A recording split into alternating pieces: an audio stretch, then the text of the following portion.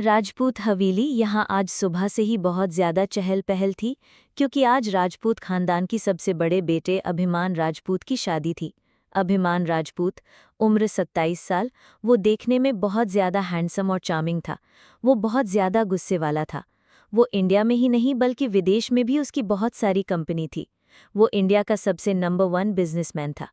अभिमान राजपूत ने बहुत छोटी सी उम्र में ही अपने बिजनेस को टेक ओवर कर लिया था और तब से वही बिजनेस संभाल रहा है। अभिमान राजपूत अपनी गर्लफ्रेंड दिव्या से शादी कर रहा था। वो दिव्या से 2 साल पहले मिला था। 2 साल पहले अभियान और दिव्या की मुलाकात एक अवार्ड फंक्शन के दौरान हुई थी। बहुत जल्द ही उन दोनों की दोस्ती हो गई और दोस्ती प्यार में बदल गई। उन्होंने 2 साल तक डेट करने के बाद अब शादी करने का डिसाइड किया था। आज अभियान और दिव्या की शादी थी। दिव्या का पूरा नाम दिव्या देसाई है। वो देसाई ग्रुप ऑफ इंडस्ट्रीज की सीईओ है। वो अपने पापा की इकलौती बेटी है। दिव्या की बेस्ट फ्रेंड रेहा और सौम्या है। सौम्या और कोई नहीं बल्कि अभियान की छोटी बहन है। अभिमान की छोटी बहन सौम्या 20 साल की है और उसकी बेस्ट फ्रेंड रेहा है, जो कि अनाथ लड़की है। उसका इस दुनिया में उसके चाचा चाची के अलावा कोई नहीं है।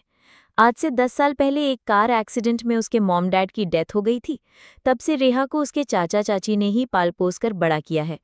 क्योंकि रेहा और सौम्या बेस्ट फ्रेंड्स थीं, इसीलिए सौम्या ने रेहा को अपने भाई की शादी के लिए 1 हफ्ते के लिए अपने घर में ज़बरदस्ती रोक लिया था और रेहा 1 हफ्ते से ही यहाँ इस घर में रह रही है, राजपूत हवेली में। रेहा को अभियान राजपूत से बहुत ज़्यादा डर लगता है। वो सौम्या से कहती है, तुझे पता है ना, मुझे तेरा भाई मिस्टर स्ट्रेंजर बिल्कुल भी पसंद नहीं है। वो जब देखो तब अपनी नीली आंखों से सबको डरा देता है। मुझे भी उससे डर लगता है, इसीलिए कुछ भी करना पर मेरा तेरे भाई से सामना नहीं होना चाहिए। पता नहीं क्यों मेरी इतनी अच्छी दोस्त दिव्या को उस खड़ूस अभियान राजपूत से प्यार कैसे हो गया। सौम्या ने हंसते हुए कहा, मुझे क्या पता दिव्या को भाई से कैसे प्यार हो गया, पर भाई उससे बहुत प्यार करते हैं, इसीलिए तो वो दिव्या से शादी कर रहे हैं। एनीवे, तू जल्दी से रेडी हो जा, आज मेरे भाई की शादी है।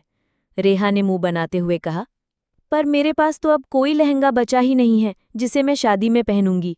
सौम्या ने अपनी अलमारी खोलते हुए कहा, मुझे पता था तू ऐसा ही करेगी, इसीलिए मैंने तेरे लिए पहले से लहंगा रेडी कर रखा है।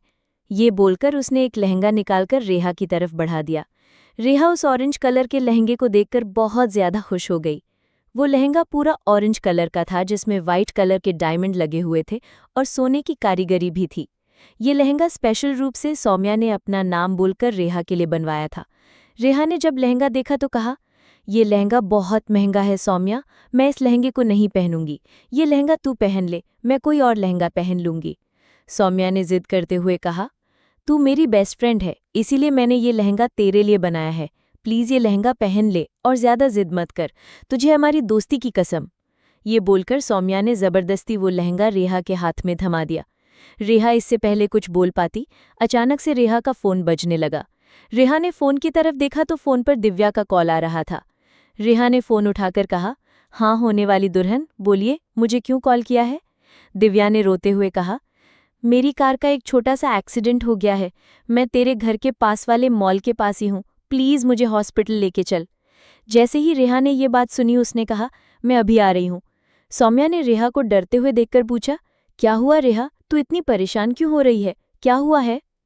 रेहा ने सौम्या को बता दिया कि दिव्या का एक छोटा सा एक्सीडेंट हुआ है, हमें उसे अस्पताल लेकर जाना होगा, चल चलते हैं। मैं जा रही हूँ, तू घर पर सब कुछ संभाल लेना।